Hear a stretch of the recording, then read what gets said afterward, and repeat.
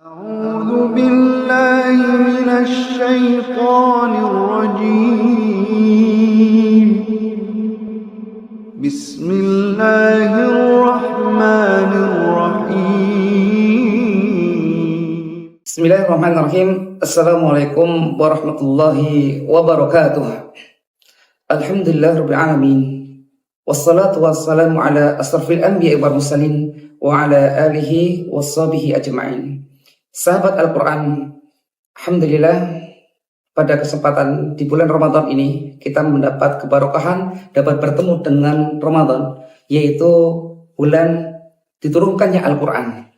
Maka tentunya kita sebagai umat Islam haruslah bersyukur kepada Allah Ta'ala. Ikhwan fiddin rahmani warahmatullah Ta'ala.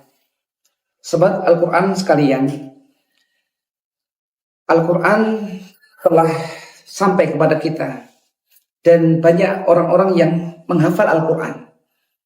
Maka Rasulullah SAW menyampaikan, telah bersabda, khairukum man ta'allamal Qur'an wa 'allamah.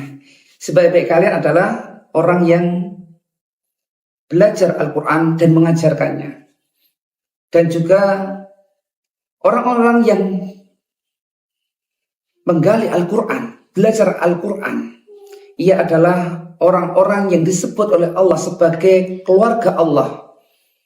Oleh karena itu, seyogyanya sebagai para pecinta Al-Qur'an, sebagai orang-orang pejuang Al-Quran, sebagai sahabat Al-Quran, tentunya kita harus mengetahui tiga hal.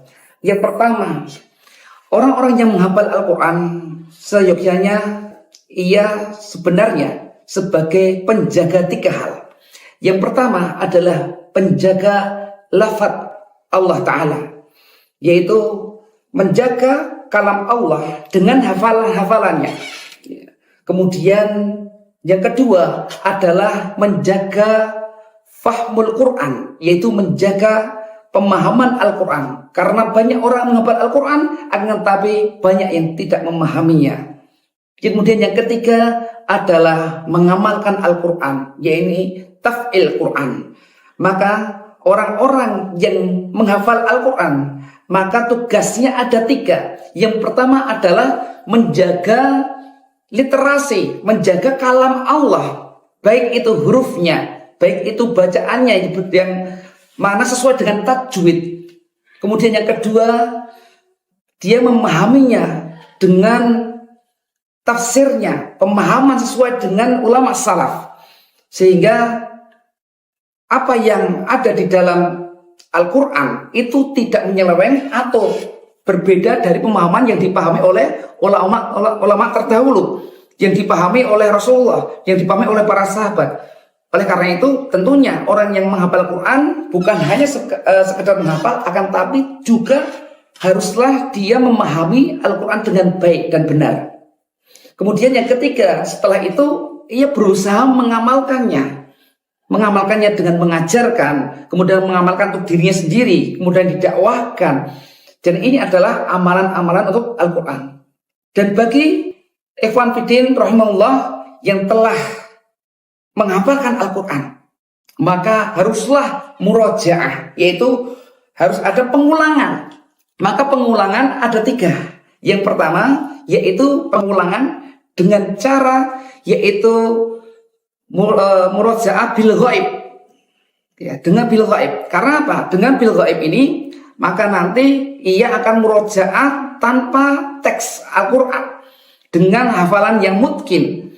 Maka dari itu seorang sahabat Al-Quran haruslah selalu untuk murojaah bil ghaib, baik itu dengan temannya, baik itu ketika sholat, baik itu ketika dia sedang santai dan lain sebagainya. Kemudian yang kedua yaitu murojaah dengan qiraah.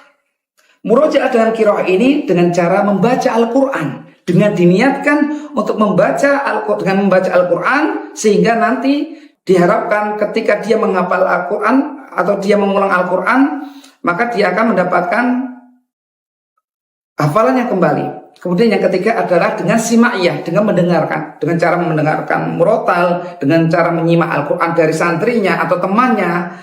Semoga dengan 3 hal ini bisa menyebabkan seorang murojaah dengan baik dan benar, sehingga hafalan yang mungkin hilang bisa kembali. Jemaah hadirin rahimahullah, sahabat Al-Quran sekalian, demikian yang bisa kami sampaikan. Semoga motivasi ini bisa menjadikan kita menjadi Al-Quran yang sebenarnya. Wassalamualaikum warahmatullahi wabarakatuh.